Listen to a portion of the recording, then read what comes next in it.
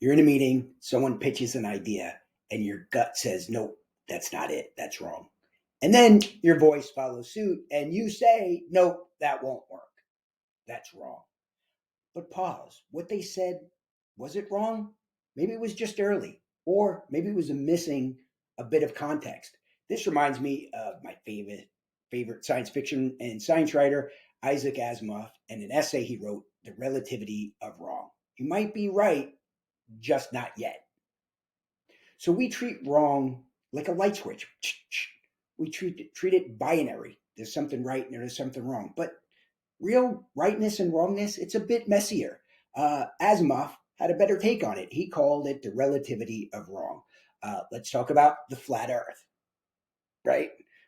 If now you say the Earth is flat, you're wrong, right? But a couple thousand years ago, if somebody said the Earth was flat, well, what happened is that the tools that they had and their life experiences, for all intents and purposes, it was flat.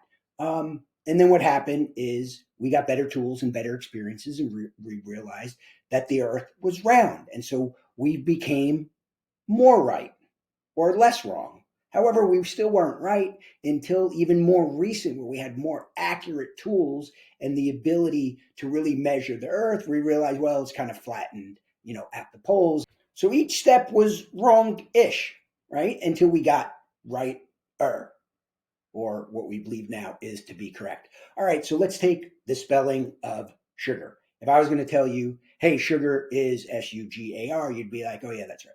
If I was going to say, hey, it's S-H-U-G-A-R, well, you'd be like, no, that's incorrect. However, I got the point across. You know what I'm talking about. If I was going to give you the chemical symbol of sugar, which I have to look, is C12H22O11, it's spot on in a certain context, but it might be wrong or wrongish in another context. So some answers are wrong, but still pointing in the right direction. Shugar. I got it. I know what you mean. You were technically wrong in the spelling.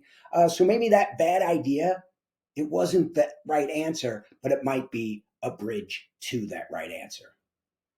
So what does that mean for you? Don't kill that half-baked idea. Don't blurt out it's wrong. Don't even think to yourself it's wrong without saying to yourself, you know what? It may be a stop. It may be a guidepost to what's right. And so if you flip that switch too fast, you're going to miss the bridge from what's wrongish to what's rightish. So sometimes what feels wrong is right. It's just waiting its turn.